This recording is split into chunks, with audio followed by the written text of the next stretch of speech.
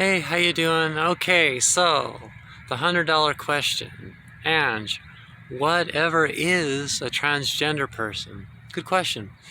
A transgender person, I've had a lot of people try to say, well, the middle gender is a very rare thing, and they're talking about, they're talking about what we used to call hermaphrodites, people that have both a penis and a vagina and the different genetic things like that are very, very rare and part of the transgender thing, but they're not in the majority of the people. The majority of transgender people don't have a penis and a vagina. They're not intersex people.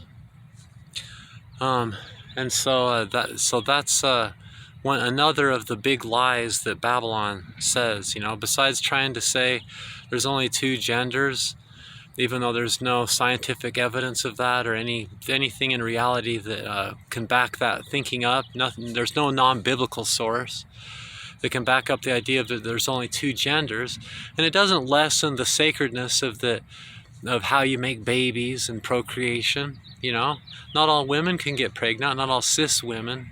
Know the difference between a cis woman and a trans woman, a cis man and a trans man. Do you even know what those words mean? A lot of people call themselves experts, but whatever is a transgender person then, Angie?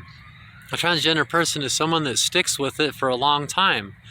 If somebody says, I'm transgender, and they start dressing differently and living their life differently, and then 3 months later they change their mind, they're not transgender. 6 months later change their mind. A year later, 2 years later change their mind. 3 or 5 years later change their mind.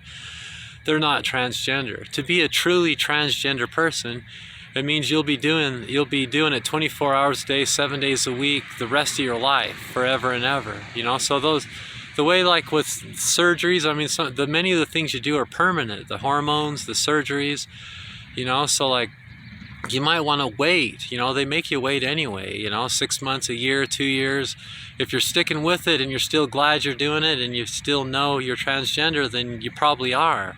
And people, family members, you're not really trans member, you're lying, and things like that. Well, time will tell, because if I'm still doing this 2 years from now, then apparently I'm transgender, and then we can ask real questions, because we're being realistic, instead of trying to find evidence to make it this rare thing and trying to make it so it's not an option for people to make their lives better, because that's what the idea is, that this is something that can make some people's lives better. And then when you help some of the people, you help the whole community consequently. We're all connected, So, by their fruits ye shall know them, that's what Jesus said, and like, with Michael and Lucifer in Revelation chapter 12, you see like Lucifer's more of a forcing. If you look at the Babylon and the beast, it's all about forcing people to do things and forcing people to believe what they believe and punishing people that believe differently and things like that. That's the fruits of the devil. If they're trying to make it the law that you can't be transgender, that's a fruit of the devil. And look at the rest of their lives. Are they trying to force people? Are they bothered when people are going to go to hell? Because Michael knows that that's just a fact of life, and it would never force anybody to make the right choices, but rather would let them have that option, free agency, as it's called. So those people, it's just they're, and you'll notice that a lot of times it's the macho man, that do that, but really.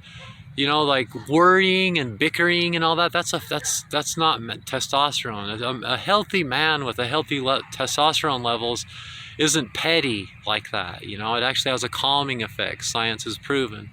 The men that are all petty macho men, they probably have their testosterone levels are probably all out of whack, and they're just they're not healthy in the mind or in the spirit.